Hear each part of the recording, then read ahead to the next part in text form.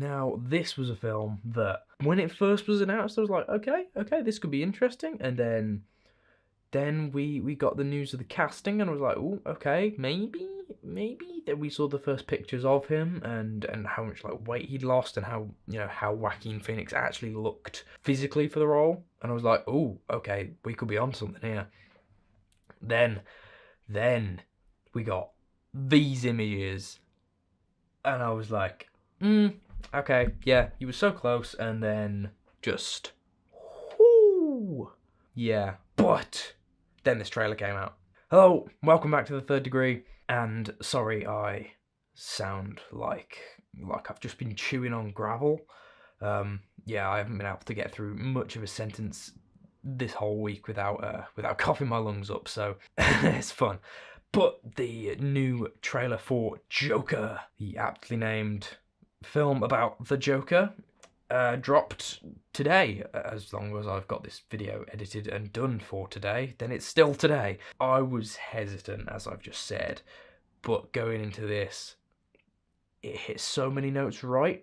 Nothing is as close to what we would imagine and what we expect from The Killing Joke. I mean, there are a few things there, that we see, but there is a really nice spin on it. It seems like there is a lot of humanity coming through in this character of Arthur Fleck, the previously unnamed identity of the Joker before he became the Joker. And as much as I have in the past, not on this channel obviously, but in the past I've said, I don't like the makeup. I think it looks too clownish. It's actually only really the nose. Get rid of the nose and it's fine with me. The costume, I like the way that they've repurposed the standard colours, the gold oranges and the greens. So green shirt, gold waistcoat, and then that reddy orange kind of suit. I think that looks really nice. I actually do really like that. The hair I think looks great. The sort of quite a rich green, but it's sort of long and shaggy, almost Heath Ledger-esque, but looks a little bit more, almost more put together and more unhinged at the same time, if that makes any kind of sense. And so I think the way that he's been portrayed is just excellent. Like, take out anything that you think is going to be happening in terms of him being the Joker from the comic books. I think we've all come to terms with that with most versions of the Joker now. And I think we can quite happily say that this is Elseworlds.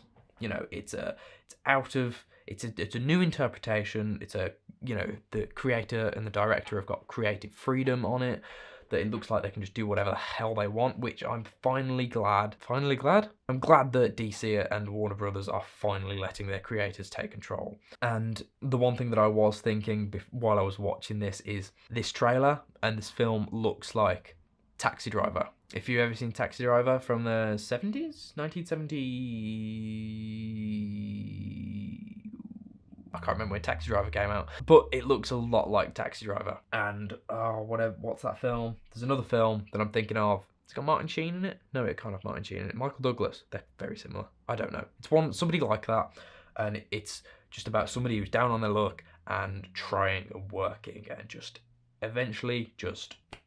Oh, that was bad. Eventually just snaps. And I think doing that kind of story and presenting it as in almost a similar style as Taxi Driver, and it's very dark, it's very, it's gritty, but not in a grim dark, over the top way. It seems like, it's realistically dark. It should be this dark, and I think that's great.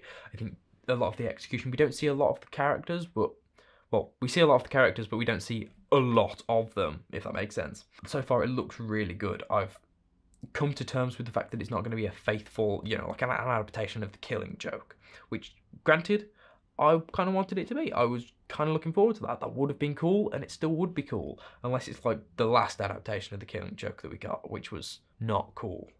It was bad. It was real bad. But I think this, creators taking their own spin on it, go ahead. It looks cool. I'm waiting to see what happens with it.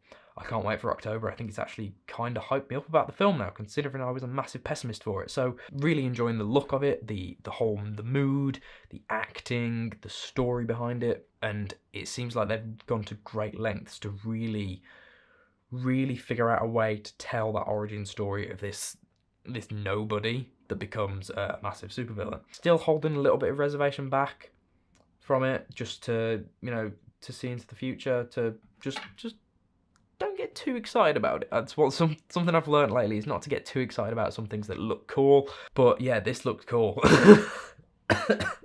If you enjoyed this, then please go down there, hit that like button, and let me know what you thought of the Joker trailer. If you haven't seen it, why have you stayed till the end of the video? Go and watch it now. Scram, go and watch that. But first, hit the subscribe button so that you don't miss out on videos like this, where we talk about random movie and TV show related topics, and sometimes do trailer reviews just like this one. So I'll see you sometime with whatever news that we might have for the next one, or the next discussion topic that we bring to you right here on The Third Degree.